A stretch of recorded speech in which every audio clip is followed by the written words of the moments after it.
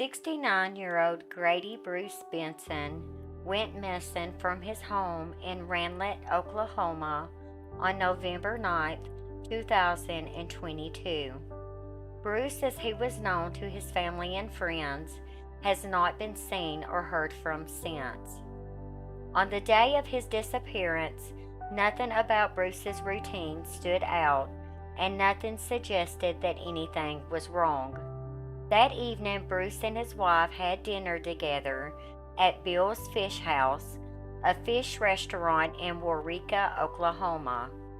After the meal, the two returned to their home, a rural property located about 10 miles outside of Ranlet, Oklahoma.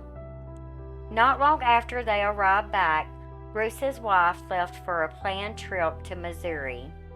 She expected to be gone only briefly, and Bruce stayed behind at the house. According to his family, he was acting completely normal, no signs of distress, confusion, or anything out of character. Later that evening, Bruce drove out to the farm fields to bring supper to his son, who was still working. When he arrived, he mentioned that he wasn't feeling well and might not work the next day. His son didn't think much of it because Bruce was 69, and after a long day, it wasn't unusual for him to feel tired. After dropping off the food, Bruce gave his son a ride back to his pickup truck. The two talked briefly, and nothing about Bruce's behavior raised any concern. That moment is the last confirmed time anyone saw him. That night, Bruce's wife texted him to check in, but he didn't respond. She tried again the next morning, and again, there was no reply. At first, their son wasn't alarmed. Bruce had mentioned he wasn't feeling well, so it seemed reasonable that he might be resting. By midnight, when Bruce's wife still hadn't heard from him, she knew something was wrong. She called their son and asked him to go check on his father. When Bruce's son arrived at the house, his father was nowhere to be found. His truck was parked under the carport with the doors unlocked. Inside were his keys, wallet, jacket, and around $200 in cash. Law enforcement was contacted right away, and deputies from the Cotton County Sheriff's Office responded to the property. They began examining the scene exactly as Bruce's son had found it. Deputies searched the immediate area around the home, looking for any sign of where Bruce might have gone. There were no footprints leading away from the house, no signs of struggle, and no indication that Bruce had left on foot. As the hours passed with no sign of Bruce, the search expanded. Family, friends, and neighbors joined deputies in combing the surrounding land. Despite the growing number of people looking for him, there was still no trace of where he might have gone. Drones were deployed to scan the wide-open farmland from above, and search teams used thermal imaging to look for any heat signatures that might indicate Bruce was nearby. Despite the technology and the manpower, there was no trace of him. There were no unusual tire tracks and no evidence that he may have been picked up. Bruce was a lifelong farmer deeply rooted in routine, and not someone who disappeared without telling anyone where he was going. His family emphasized that he had no enemies, no financial troubles, and no known conflicts that might explain a sudden disappearance. As investigators worked through each possibility, one thing became increasingly clear. Nothing about Bruce's disappearance made sense. There were no signs of foul play, no evidence of a voluntary departure, and no physical clues pointing to a medical emergency. It was as if he had simply vanished. Bruce's son worked closely with investigators from the very beginning. Nothing in his behavior or statements raised any concerns. His timeline aligned with the evidence, so there's no possibility that he was involved in his father's disappearance. Someone else had to do this. With no new leads developing, investigators began visiting the earliest details of the case. They re-examined the timeline, rechecked the property, and reviewed every interview. Nothing had been overlooked, and nothing new emerged. The disappearance remained as puzzling as it was on day one. For Bruce's family, the uncertainty became its own kind of torment, waiting for answers that never came. If you have any information about the disappearance of Grady Bruce Benson, please contact the Cotton County Sheriff's Office.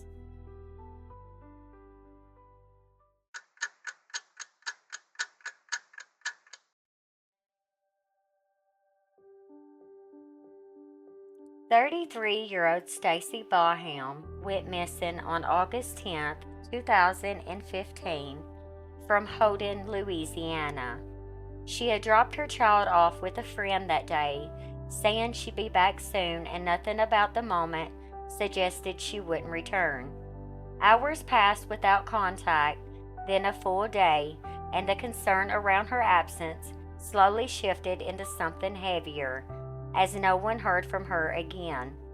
At the time she vanished, Stacy was navigating a difficult period in her life, working through the strain of a recent breakup and trying to regain her footing while caring for her child. After Stacy was last seen on August 10th, the next solid piece of information didn't surface until 2 days later. In the early morning hours of August 12th, a reported sighting placed her in Marupa, driving her ex-boyfriend's car. It was around 5 a.m., a time when the roads was mostly empty, and the sight of her behind the wheel stood out enough for someone to remember it. There was no indication of where she was headed or if she was alone. That brief moment on the road would later become a central point in the timeline, the last time that anyone could say with certainty that they saw Stacy alive. The next major development in Stacy's case came nearly 3 weeks after she was last seen. On August 29th, her ex-boyfriend's car, the same one she had reportedly been driving during the early morning sighting in Marupa, was found abandoned off LA 22. The vehicle was out of gas and set near a wooded area, offering no clear indication of how long it had been there or who had left it. There were no signs of a struggle, no personal belongings left behind, and nothing inside the car that pointed investigators towards a direction of travel. Its location deepened the mystery, widening the search area and raising questions about what happened in the days between the sighting and the car's discovery. Once the abandoned vehicle was recovered on August 29th, the search for Stacy shifted towards the area surrounding LA 22. Investigators and volunteers focused on the woods and back roads near where the car had been left, hoping to find any sign that she had passed through. Without a clear trail, the search area grew wider, stretching into nearby communities and waterways. But each expansion brought the same result: no trace of her. As investigators worked through the early details of Stacy's disappearance, the gaps in her timeline became one of the biggest challenges. There were nearly 2 full weeks between the reported sighting on August 12th and the discovery of the abandoned vehicle on August 29th. Those missing days became the part of the case that investigators could never fully reconstruct. For her family, the hardest part was not knowing whether she had walked away on her own or encountered danger in those missing days. Anyone with information about the disappearance of Stacy Baham is asked to contact the Livingston Parish Sheriff's Office.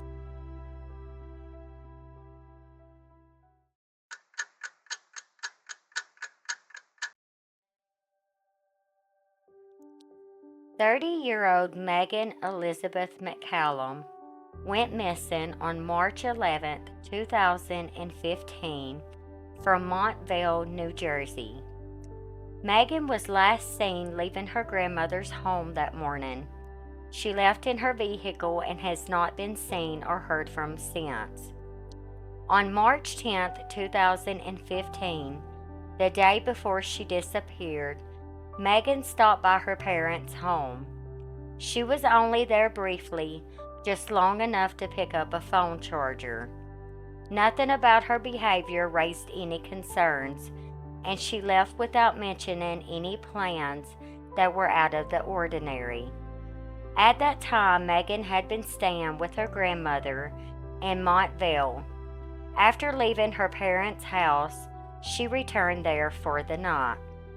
The next morning, Megan left her grandmother's home sometime after sunrise. She left in her black 1998 Subaru Impreza. She did not take her clothing, her personal belongings, or her dog. According to her family, leaving her dog behind was extremely unusual and immediately concerning. After she drove away from the home, Megan was not seen again. Later that same day, Megan's vehicle was located in Long Branch, New Jersey. The vehicle was found parked near the ocean. There were no signs of a struggle, no damage to the car, and nothing inside the vehicle that indicated what might have happened to her.